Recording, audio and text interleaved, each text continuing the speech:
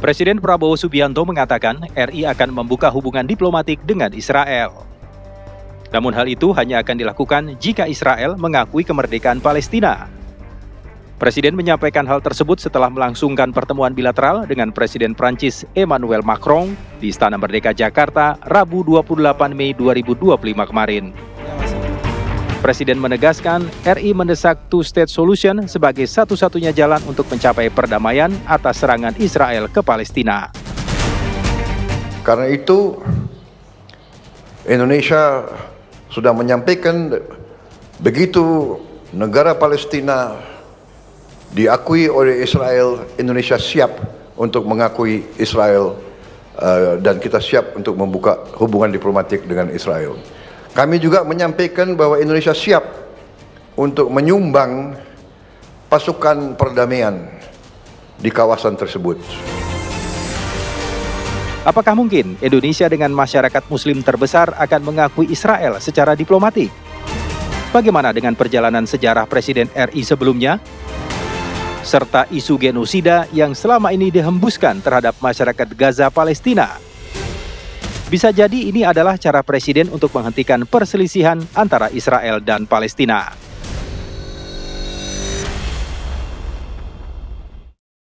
Ya, pemirsa, Presiden Prabowo Subianto menyatakan bahwa Indonesia mendukung kemerdekaan Palestina. Dan jika Palestina merdeka ataupun diakui, maka Indonesia siap juga mengakui Israel, bahkan siap membangun hubungan diplomatik dengan Israel. Dan juga siap untuk menyumbangkan pasukan perdamaian. Itulah yang disampaikan oleh Presiden Prabowo Subianto. Tapi apakah hal itu adalah satu-satunya cara untuk bisa mendukung kemerdekaan Palestina? Malam hari ini kita akan membahasnya, pemirsa, bersama dengan sejumlah narasumber yang sudah bergabung bersama kami tentunya di Apa Kabar Indonesia Malam. Malam hari ini sudah hadir bersama kita Pak Nasir Tamara, wartawan senior di antara dua wartawan Asia yang mengikuti perjalanan pulang bersejarah Ayatullah Khomeini, dan tentunya pengamat politik Timur Tengah. Selamat malam Pak Nasir. Selamat malam. Sehat Pak? Selamat sehat. Terima kasih sudah hadir di Apa Kabar Indonesia Malam. Dan tentunya melihat bagaimana hubungan internasional negara-negara yang kemudian hadir di Indonesia, termasuk terakhir Presiden Prancis ini, kita akan membahasnya juga bersama dengan Bu Susi Sri Suparin, pakar hubungan internasional Universitas Indonesia. Bu Susi, apa kabar? Baik, terima kasih sudah hadir lagi di Apa Kabar Indonesia Malam. Dan nanti juga akan bergabung bersama kita ada Bu Monique Ritschker, aktivis pro-Israel, serta bergabung melalui sambungan Zoom dari PCO ada Kang Ujang Komarudin. Selamat malam Kang Ujang. Selamat malam Mbak Ken. Oke, baik. Pak Tamara, Bu Susi. Oke, untuk membuka dan Bu Monique. Ya, untuk membuka perbincangan kita malam hari ini, Kang Ujang, tentu kita ingin tahu secara clear terlebih dahulu makna dari pernyataan yang disampaikan oleh Presiden Prabowo Subianto, karena ini kemudian menjadi penting atas nasib kemerdekaan Palestina. Sikap Pak Presiden tidak pernah berubah dan tidak boleh ditafsirkan lain-lain, ya, tidak boleh dibelokkan, tidak boleh juga ada tafsir yang ganda. Dan Pak Presiden sudah mengatakan sangat jelas, sangat clear bahwa begitu negara Palestina diakui Israel, siap membuka hubungan diplomatik dengan Israel. Ini kan kata-kata yang sangat clear, sangat jelas, yang tidak bisa dimaknai ganda, ya, tidak bisa ditafsirkan dengan lain-lain. Oleh karena itu, yang harus menjadi titik tekan bagi kita semua adalah kemerdekaan rakyat Palestina. Yang kita sama-sama tahu sampai hari ini dibombardir, dibantai, dan ini harus ada solusi. Solusi yang diberikan oleh banyak negara di dunia, khususnya Indonesia. Kita paham dan sama-sama tahu bahwa Indonesia, negara terbesar ya, Muslim di dunia, harus punya kontribusi besar juga untuk sama-sama senasib sepenanggungan dengan rakyat Palestina. Oleh karena itu, sikap Bapak Presiden tidak bisa ditafsirkan lain-lain, sangat clear bahwa kemerdekaan Palestina itu wajib. Kalau Palestina sudah merdeka, kalau Palestina sudah berdaulat, kalau rakyat Palestina sudah menggenggam kemerdekaan dan kedaulatannya, baru Indonesia akan membuka hubungan diplomatik dengan Israel, seperti itu. Oke, baik Pak Nasir, tidak bisa ditafsirkan ganda. Sudah jelas maknanya apa yang disampaikan oleh Presiden Prabowo Subianto. Tapi Pak Nasir melihat bagaimana Presiden Prabowo menyampaikan ini secara konteks kemudian bersama dengan Presiden Prancis, negara Eropa yang mungkin cukup vokal ya, menyuarakan juga mengenai kemerdekaan Palestina. Seperti apa Pak Nasir? Pak Presiden, Pak Prabowo itu paham geopolitik dan yang berubah.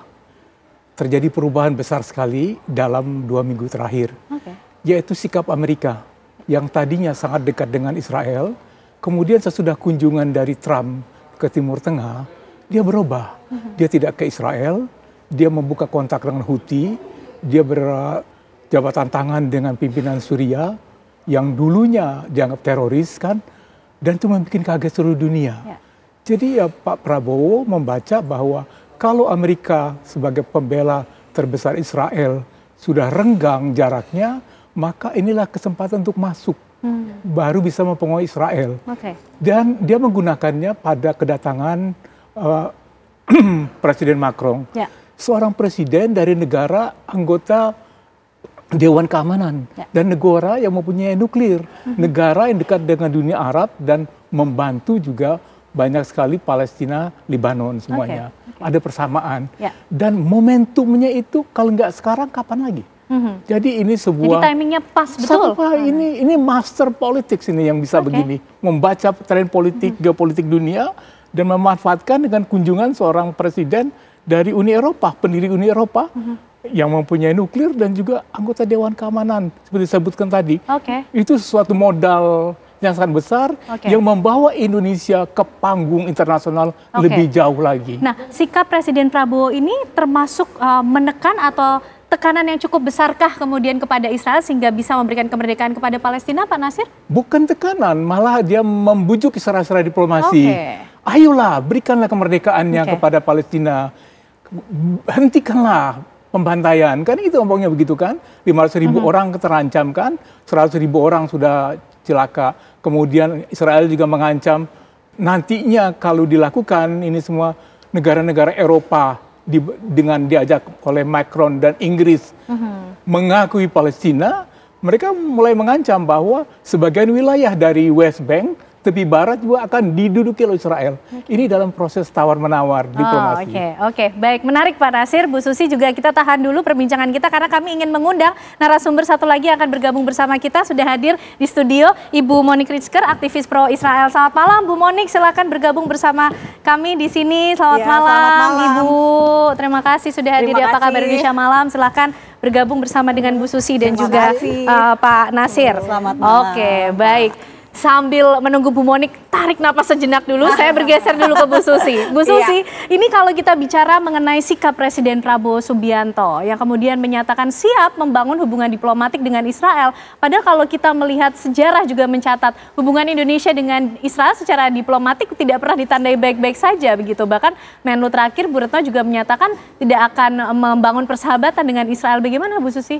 Diplomasi itu adalah cara mengelola hubungan antar negara atau hubungan antar kelompok sehingga memang harus dilakukan dan kebetulan seperti Pak Natsir sendiri menyatakan Pak Prabowo bisa membaca pergeseran geopolitik.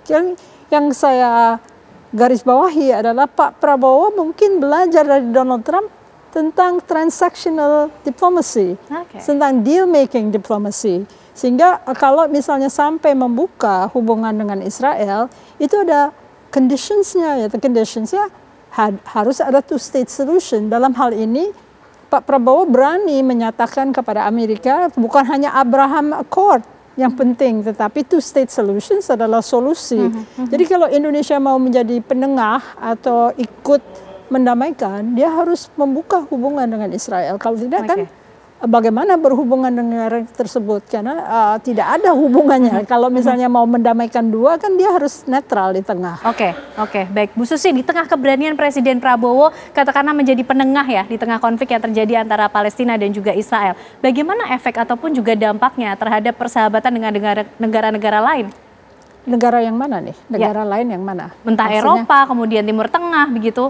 Ini ada kaitannya dengan tarif 47% dari Amerika Serikat. Dia akan menyatakan, kalau kamu mau saya jadi baik dan tidak melawan, kamu juga harus memberikan kesempatan bahwa negara Palestina itu bisa diwujudkan. Jadi jangan hanya bicara tentang Abraham Accord, tapi juga mendamaikan dengan mendirikan two-state solution sebagai solusi terakhir. Oke, baik. Mbak Monique, ini kita tadi sudah membahas bagaimana kemudian kesiapan dari Indonesia untuk mendukung kemerdekaan Palestina. Bahkan kemudian diikuti dengan sikap siap membangun hubungan diplomatik dengan Israel. Mbak Monik melihatnya seperti apa? Ya, pertama saya bersyukur karena ada Presiden Indonesia yang sedang menjabat berani menyatakan akan mengakui Israel sebagai negara.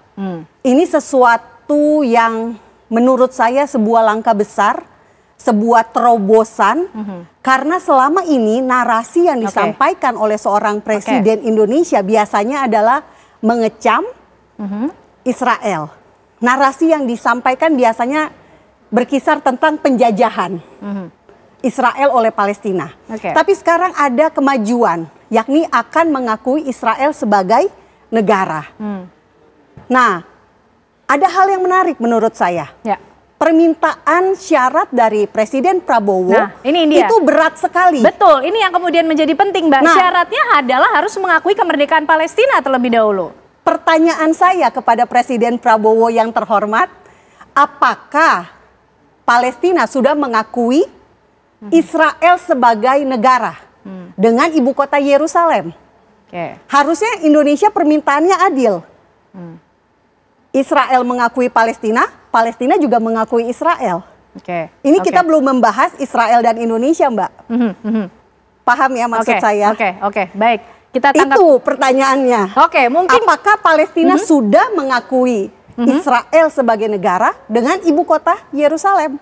Baik. Coba kita tanyakan kepada kantor komunikasi kepresidenan yang mungkin lebih tahu jawabannya. Betul. Kang Ujang mungkin bisa menjawab apa yang menjadi pertanyaan dari Mbak Monik begitu. Seperti apa Kang Ujang jawabannya? Ini kan pertanyaan yang tentu tidak bisa dijawab oleh kami ya. Tadi pertanyaan apakah Palestina mengakui Israel, tentu itu adalah bagian daripada ranah yang lain dari kami. Yang pasti harus kami jelaskan bahwa sikap Presiden tidak pernah berubah. Pemerintah juga tidak berubah dengan kemerdekaan Palestina tersebut. Jadi tadi kalau saya perlu menjelaskan kembali ya bahwa Pak Presiden itu pernyataannya begitu negara Palestina sekali lagi diakui Israel, siap membuka hubungan diplomatik dengan Israel. Ini kan menjadi kata-kata yang menurut hemat kami begitu luar biasa, yang ujung-ujungnya adalah menyatukan ya dua negara agar bisa ya berdamai begitu. Tapi inti dari pernyataan Pak Presiden adalah kemerdekaan Palestina itu, kemerdekaan yang harus dimiliki dan didapatkan atau diperoleh oleh rakyat Palestina yang hari ini masih ditindas. Jadi dari zaman Bung Karno ya, dari presiden-presiden sebelumnya hingga Pak Prabowo, sikap itu tidak pernah berubah.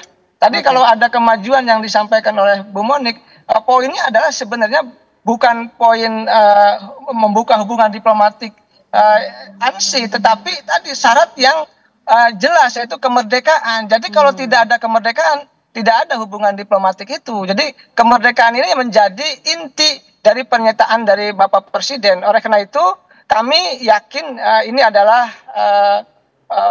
Pak Presiden yang betul-betul paham betul. Tadi Pak Nasir ya, Bu Susi mengatakan dengan begitu luar biasa bahwa Pak Presiden paham betul dengan geopolitik saat ini. Dan Bapak Presiden ini kan pergaulannya sangat luas dan dekat dengan banyak kepala negara dan kepala pemerintahan di berbagai macam dunia. Bahkan kalau kita lihat approval rating negara-negara pemimpin G20 itu nomor 1 Pak Presiden approval ratingnya. Oleh karena itu tadi kepedulian Pak Presiden terhadap Palestina yaitu kalau ingin membuka hubungan diplomatik dengan Israel ya syaratnya adalah kemerdekaan itu sendiri bagi rakyat Palestina. Jadi highlightnya adalah syarat utama dulu harus dipenuhi. Palestina merdeka dulu. Mungkin Pak Nasir nanti juga bisa ikut menanggapi apa yang kemudian menjadi pertanyaan dari Mbak Monik. Tapi usai jeda ya, Bapak Ibu semuanya, kami akan kembali hadir untuk Anda pemirsa. Baik pemirsa, kita akan lanjutkan perbincangan kita. Ini yang masih panas tentunya dan masih menjadi perhatian publik mengenai pernyataan Presiden Prabowo Subianto yang menyatakan Indonesia siap mendukung kemerdekaan Palestina dan juga siap mengakui Israel serta membangun hubungan diplomatik jika kemudian juga Israel mengakui Palestina merdeka. Pak Nasir mungkin bisa membantu menjawab apa yang menjadi pertanyaan dari Mbak Monik. Ini bicara soal siapa mengakui siapa merdeka begitu. Gimana Pak Nasir? Begini, itu nggak mudah karena konflik ini konflik internasional yang paling lama dunia. Dari tahun 47 kan. Dan banyak sekali korban. Korbannya dari pihak Palestina, tapi Presiden Iran juga. Perdana Menteri Yitzhak Rabin sendiri.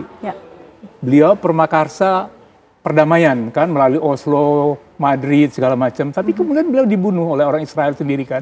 Jadi di setiap kelompok itu ada yang nggak suka dengan sikap-sikap untuk perdamaian kayak gitu. Jadi ruwet banget. Karena masalah Israel ini kan ratusan tahun ya, tidak punya negara. Ada yang bilangnya ribuan ya, tapi saya bilang ratusan aja kan. Realitasnya kan beda-beda gitu kan. Dan mereka nggak punya. Misalnya kalau orang Islam kan di tanah Arab ada negaranya kan. Kemudian juga kalau orang Kristen di Eropa, juga Timur Tengah juga ya kan. Kalau orang Buddha udah jelas ya kan, di Tiongkok banyak gitu. Orang Hindu di India. Tapi kan melalui deklarasi Balfour 1 abad lebih yang lalu baru ditetapkan bahwa orang Palestina harus punya tanah, homeland. Dan waktu itu aja di mana tempatnya kan diperdebatkan. Apakah Amerika Latin, apakah Timur Tengah, ataukah di Asia. Jadi konflik begitu lama, tentunya dengan korban begitu besar, tentunya nggak mudah menyelesaikannya. Kita berpikir itu dulu. Aktornya pun luar biasa. Aktor besar, dulu itu 2 superpower, Amerika Serikat dan Rusia udah ikut. Sekarang Cina masuk ke dalamnya. Semua aktor yang mempunyai persenjataan, uang yang sangat besar. Lalu middle countries, kayak Turki, kayak Indonesia kan, sekarang mulai. Buat kita dari kacamata Indonesia, kita ini kan middle power ya gitu ya. Yang dulunya itu middle power itu topnya kan Turki, karena dia anggota NATO juga ya. Tapi Indonesia dari zaman Bung Karno itu sudah top dari leader of middle power. Datang kembalinya lagi Prabowo. Ini membawa Indonesia ke panggung internasional dengan lantang kayak gitu. Nantinya suara Indonesia ini, karena Indonesia itu penduduknya mayoritasnya dari 280 juta itu Muslim ya kan. Jadi mempunyai bobot tersendiri di mata dunia gitu. Lebih banyak daripada Turki yang dulu semua negara Timur Tengah itu kan di bawah Turki kan. Baru Perang Dunia Pertama selesai, itu dibagi-bagi kan gitu kan. Oleh Inggris, oleh Perancis gitu kan. Jadi paham ini dulu sejarah. Yang sekarang terjadi adalah ikut campurnya seluruh dunia. Dan kalau saya bilang, ada kegagalan diplomasi dari Israel. Karena semua negara yang dulu mendukung, Amerika Serikat sekarang marah. Sekarang berbalik. Kemudian Perancis dulu mendukung marah. Inggris juga marah. Kemudian banyak negara-negara yang dulunya nggak banyak ngomong tiba-tiba mengakui Palestina kayak gitu. Jadi ini sebuah PR yang sangat besar berat sekali buat Israel. Bisa-bisa Israel itu menjadi semacam paria dari hubungan internasional. Dan ini dampaknya kan bisa dikucilkan. Kita bisa lihat dulu yang dikucilkan kayak gitu. Iran dikucilkan pernah kan? Korea Selatan pernah dikucilkan? Banyak sekali. Dan apakah nantinya Israel akan dikucilkan seperti itu juga? Karena begini, 12 Juni ini ada KTT antara Prancis dan Saudi Arabia di Paris. Membicarakan two-state solution yang disebut oleh Jenderal Prabowo. Dan kemudian 3 hari kemudian mereka akan terbang ke New York. PBB. PBB akan membawa isu itu. Dan nantinya bukan mungkin itu suatu perjuangan besar buat Israel. Dengan Amerika yang mungkin abstain, kalau Amerika abstain aja Israel kalah gitu. Karena selama ini yang memveto banyak rencana undang-undang gitu ya. Baik, di sana kan Amerika sehingga nggak jadi merugikan Israel. Nampaknya eskalasi atas upaya untuk bisa mendukung kemerdekaan Palestina terus terjadi. Dan sini ada peran Indonesia yang sangat penting. Peran Indonesia sangat penting di sini. Sebelum kita ke Bu Susi dan juga ke Kang Ujang, Mbak Monik mungkin menanggapi apa yang sudah dijelaskan oleh Pak Nasir juga. Ini Israel juga punya PR besar loh, beban yang besar juga. Ini ada kesalahan diplomatik nampaknya yang dilakukan Israel. Kesalahan diplomatiknya Israel adalah setiap kali menawarkan perdamaian kepada Palestina, Palestina itu menolak. Bukan hanya di tahun 1993 dengan jabat tangan Oslo yang bersejarah karena akhirnya Yasser Arafat sebagai pemimpin PLO, Perdana Menteri Yitzhak Rabin yang kemudian terbunuh, atau Shimon Peres, mereka mendapatkan Nobel Perdamaian. Tapi kemudian setelah Israel memberikan tanah untuk menjadi negara Palestina, gitu ya, menjadi negara Palestina di Yudea dan Samaria yang sekarang disebut tepi barat, Palestina tetap tidak mau menjadi negara. Kenapa? Karena Palestina maunya ibu kotanya adalah Yerusalem. Padahal sekarang ini, pada saat kita bicara, ada 193 negara seluruh dunia. 147 negara sudah mengakui Palestina sebagai negara. Artinya, apakah perlu Israel mengakui Palestina sebagai negara? Menurut saya ini hanya retorika saja. Pada kenyataannya, faktanya, Israel justru yang ngasih tanah. Tanpa tanah, bagaimana caranya negara Palestina mau berdiri? Baik, Mbak Monik, kita tahan dulu sampai di situ. Bu Susi mungkin bisa menjawab ini syarat-syarat negara berdaulat, negara merdeka ini seperti apa? Perlu pengakuan dari Israel kah, Bu Susi? Dewan Keamanan harus menentukan, karena selama ini kan selalu diveto oleh Amerika Serikat. Jadi kalau sementara veto itu masih berlaku selama masa Biden, tidak bisa berkutik, karena apapun yang dilaporkan kepada Dewan Keamanan nggak pernah diakui oleh Amerika Serikat. Tentunya kalau Donald Trump merasa dia mempunyai cukup dukungan dari Red States, ya, dia akhirnya bisa menentukan, saya tidak suka orang yang dibunuh, gitu kan? Dia bilang begitu, saya tidak suka orang yang dibunuh di Ukraine maupun di Palestina, sehingga dia mulai menjaga jarak. Sehingga ini adalah peluang yang sangat besar yang bisa dimanfaatkan oleh Perancis dan Indonesia tag along. Sehingga ikut dengan Perancis yang sebetulnya kedudukannya jauh lebih kuat di Dewan Keamanan PBB. Oke, baik. Kang Ujang, ada sejumlah agenda penting di depan yang dimana Indonesia bisa mengambil peran cukup penting di dalamnya seperti yang disampaikan Pak Nasir tadi. Ada kemudian KTT, Perancis dan juga Arab Saudi dan nanti kemudian dilanjutkan di PBB. Bagaimana kesiapan Indonesia untuk betul-betul bisa mengimplementasikan apa yang menjadi niatan dari Presiden Prabowo Subianto mendukung kemerdekaan Palestina? Selama Pak Presiden dilantik sudah beberapa kali memberikan statement dan bantuan kepada rakyat Palestina, dan itu tidak pernah diragukan. Oleh karena itu kami yakin konsistensi Bapak Presiden, kami juga sebagai bagian daripada pemerintah untuk komitmen menjaga hubungan dengan Palestina dan dengan negara-negara lain untuk kemerdekaan Palestina itu. Jadi inti dari semua perdebatan diskusi kita hari ini, bagaimana Palestina bisa merdeka, bagaimana anak-anak Palestina bisa diselamatkan, bisa makan, tidak kelaparan, tidak dibantai. Ini kan yang perlu diselamatkan oleh banyak negara termasuk oleh Indonesia. Oleh karena itu sebagai saudara ya, kami sebagai penduduk muslim terbesar ya, tentu kepedulian kami itu bagian daripada bukan hanya kemanusiaan tapi perintah konstitusi kita, perintah Undang-Undang Dasar Negara Republik Indonesia 1945, bahwa kemerdekaan itu hak segala bangsa. Jadi itu yang harus kita tanamkan dalam diri kita, bagian daripada anak-anak Indonesia, bagian daripada anak bangsa untuk peduli kepada rakyat Palestina. Jadi kemerdekaan itulah yang kami harus dorong, harus kami perjuangkan ya sebagai bangsa dan sebagai pemerintah. Demikian Mbak Ken. Oke, dan syaratnya betul-betul sudah jelas, valid dan tidak bisa ditawar bahwa kemudian kemerdekaan Palestina ini yang kemudian menjadi syarat utama sehingga nanti bisa dibicarakan membangun hubungan diplomatik dengan Israel di kemudian hari. Ya, wajib Palestina merdeka dulu. Palestina harus hilang dari penjajahan dulu. Jadi penjajahan Israel harus dihilangkan. Itu yang harus kita selesaikan dulu. Oleh karena itu dari berbagai macam konflik ya, dari masa lalu, saat ini dan ke depan. Nah, Pak Presiden, disitulah ruang di mana Bapak Presiden untuk memberi kontribusi kepada dunia bahwa Indonesia tidak pernah berubah sikapnya. Bahwa dari zaman ke zaman, dari presiden ke presiden, khususnya Bapak Prabowo, sikapnya sangat jelas bagaimana rakyat Palestina bisa merdeka. Kami ke sana arahnya, pemerintah begitu, Mbak Ken. Oke, baik. Kemerdekaan Palestina dan two-state solution, inikah satu-satunya jalan kemudian untuk bisa mendukung kemerdekaan Palestina? Nanti dijawab dan dijelaskan Bapak-Bapak dan juga Ibu-Ibu. Ini kita akan berlanjut lagi pemirsa, usai jeda kami kembali untuk Anda.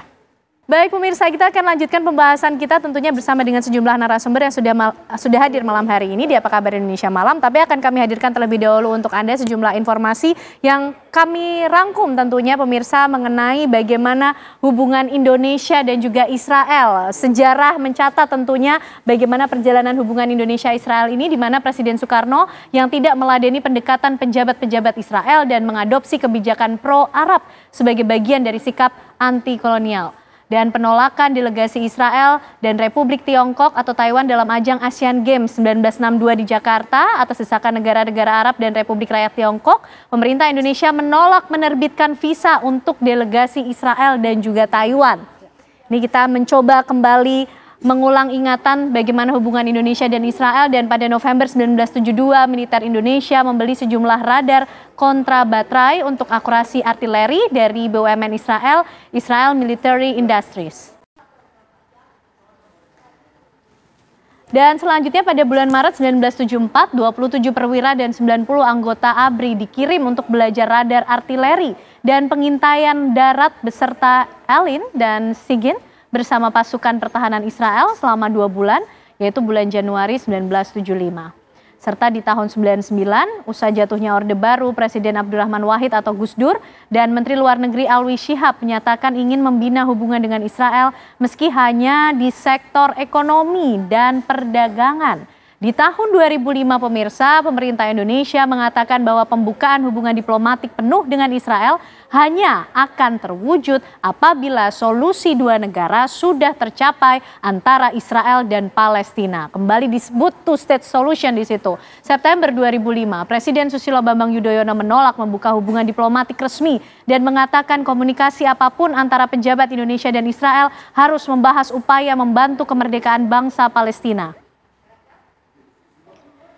Dan pada Perang Lebanon 2006, Indonesia mendesak Israel menarik pasukannya dari Lebanon. Kementerian Luar Negeri menyatakan bahwa tim nasional tenis Indonesia ditarik dari Fed Cup di Israel.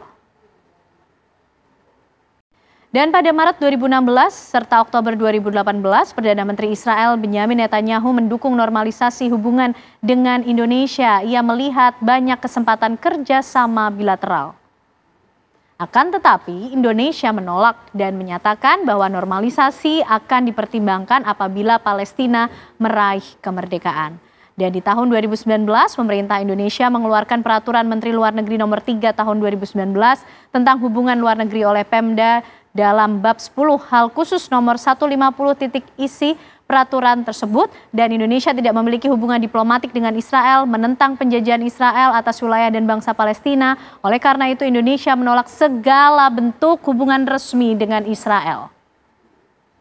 Kembali ditegaskan bagaimana sikap Indonesia, itulah tadi perjalanan cukup panjang tentunya hubungan antara Indonesia dan Israel. Mbak Monik melihat bagaimana sejarah perjalanan Indonesia dari awal, nampaknya para pemimpin Indonesia juga tegas untuk seperti tunggu dulu, menjaga jarak dulu dengan Israel karena syarat utamanya konsisten sejak awal, mendukung Palestina merdeka meskipun ya ada hubungan dagang yang dijalin oleh Israel. Seperti apa Mbak Monik? Iya, betul. Ada hubungan dagang yang dijalin antara Israel dengan Indonesia. Dan setiap tahun disajikan datanya oleh BPS, Badan Pusat, Biro Pusat Statistik kita. Dan yang menarik juga adalah kita sudah punya kedutaan besar Palestina di Indonesia. Ya. Kalau Palestina belum merdeka, maka kedutaan besar Palestina yang ada di Jakarta itu ilegal. Oke. Nah, jadi sekarang yang kita sedang bicarakan selalu narasi Palestina belum merdeka. Padahal Palestina sudah punya presiden, Mahmud Abbas. Yang tahun ini umurnya sudah 89 tahun dan sudah menjadi presiden Palestina sejak 2005.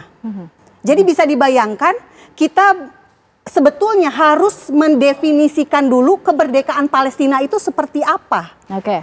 Supaya masyarakat publik juga ngerti. Karena belum merdeka tapi sudah ada hubungan dagang. Kedutaan besar Palestina di sini. Kita tidak punya hubungan diplomatik resmi, yang ada informal.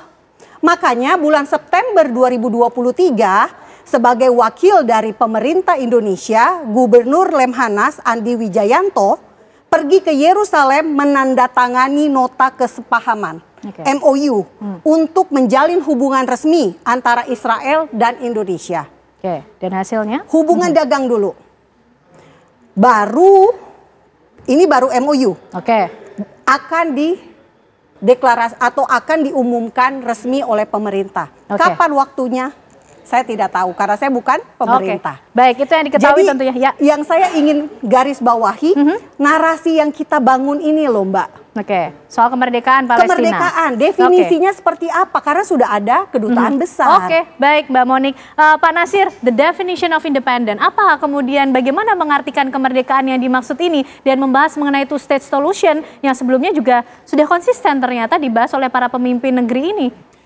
Kemerdekaan sebuah negara itu kan memiliki wilayah, memiliki tentara juga, angkatan perangnya, memiliki polisi, memiliki hubungan diplomatis, menjadi anggota dari PBB, baru negara itu menjadi lengkap. Sekarang itu Palestina secara legal kan cuma peninjau dari PBB kan, makanya yang dilakukan oleh Palestina itu ikut melalui badan-badan PBB, mengakui mereka. Yang terakhir WHO. Dia Palestina diterima sekarang WHO, sebelumnya UNESCO segala macam.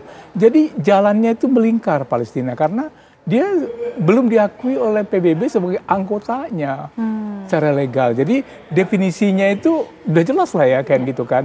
Jadi masih ada step yang harus dilalui. Bagaimana dengan kedutaan kalau besar? misalnya nanti suatu saat saya ditahan. pakai legalnya apa yang diakui oleh PBB kan, itu saya pakai itu karena PBB itu kan ratusan negara yang bersidang secara reguler kan, itu pegangan saya.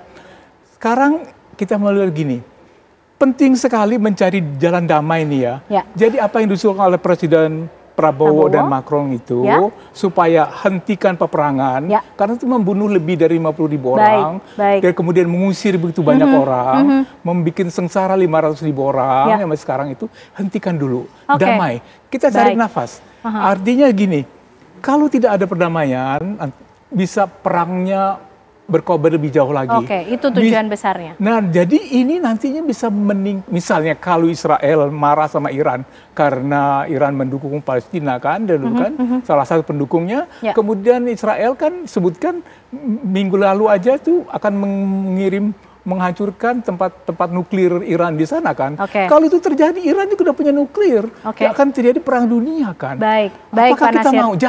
Jangan sampai kita, itu terjadi. Karena Presiden Prabowo mengusulkan jalan ini supaya tidak terjadi perang dunia baru. Karena perdamaian dunia kemudian yang menjadi misi utama. Baik, karena Pak Nasir. ada momentum satu. Pak Trump ini orangnya thinking out of the box. Siapa yang bisa mengira bahwa dia akan menjadikan Korea Utara menjadi sahabat Amerika Serikat? Baik Pak Nasir. Coba Bu Susi kita mungkin melengkapi apa yang disampaikan oleh Pak Nasir. Itu tadi juga definisi dari kemerdekaan, bagaimana mendorong two state solution ini menjadi satu-satunya jalan untuk kemerdekaan Palestina, Bu Susi? Palestina hanya punya otoritas Palestina, dia bukan negara. Kedutaan di sini dibiayai oleh Kemenlu, RI. Jadi itu bukan uang dari Palestina, tapi uang Indonesia untuk membantu agar Palestina bisa wujud. Jadi kalau misalnya General Assembly atau Dewan Keamanan dibungkam oleh abstainnya Amerika Serikat, ini yang harus kita berdoa agar Donald Trump tidak akan abstain, tidak veto. Itu kemudian yang kita harapkan tentunya ya. Karena kita semua butuh perdamaian, karena perdamaian itu juga mengambil teknologi-teknologi yang ada di Israel untuk membantu, misalnya Telkom kita juga pakai teknologi Israel. Hanya karena hubungan itu bersyarat, ya kita harus akui bahwa ada dua negara sekarang yang paling penting, yaitu Saudi Arabia dan Prancis. Indonesia tinggal mengimplementasikan apa yang nanti akan menjadi solusi mereka. Baik Kang Ujang, Indonesia tinggal mengimplementasikan. Ada kemudian dua negara di depan yang kemudian sudah mulai mendorong ini, Prancis dan juga Arab Saudi. Seperti apa juga menjawab hubungan-hubungan informal yang tadi disampaikan oleh Mbak Monik antara Indonesia dan juga Israel, Kang Ujang? Pak Presiden ini kan punya banyak kawan ya di banyak negara. Artinya dari sebelum menjadi presiden sudah bersahabat dengan tokoh-tokoh dunia. Oleh karena itu dengan Arab Saudi, dengan MBS itu sangat dekat. Dengan Macron juga sangat dekat. Dengan beberapa petinggi negara-negara lain juga sangat dekat. Ini kan menjadi modal, menjadi dasar, menjadi pijakan bahwa tentu komunikasinya akan lebih mudah dalam konteks personal maupun diplomasi government to government ya, antara negara dengan negara, antara pemerintahan dengan pemerintahan. Nah ini yang tentu ruang ini akan digunakan dan dimanfaatkan oleh Bapak Presiden dengan sebaik-baiknya untuk mendorong seutuhnya kemerdekaan Palestina. Tentu dengan dukungan banyak negara ya, Prancis, Arab Saudi dan seluruh negara yang ada di PBB. Kami yakin perjuangan Bapak Presiden ini baru dimulai ya, terus bergerak, terus memperjuangkan kemerdekaan Palestina seutuhnya sehingga betul-betul rakyat Palestina tidak dijajah lagi, tidak dibantai lagi, dan kita ingin Palestina merdeka. Seperti itu. Oke, kita tunggu implementasinya dari Presiden Prabowo Subianto, tentunya menunjukkan bagaimana peran penting dari Indonesia dan komitmennya betul-betul untuk bisa mendukung kemerdekaan Palestina. Tentunya misi utamanya untuk perdamaian dunia. Terima kasih Bapak Ibu semuanya, Pak Nasir, Bu Susi, Mbak Monik, terima kasih juga Kang Ujang malam hari ini sudah bergabung bersama kami di Apa Kabar Indonesia Malam.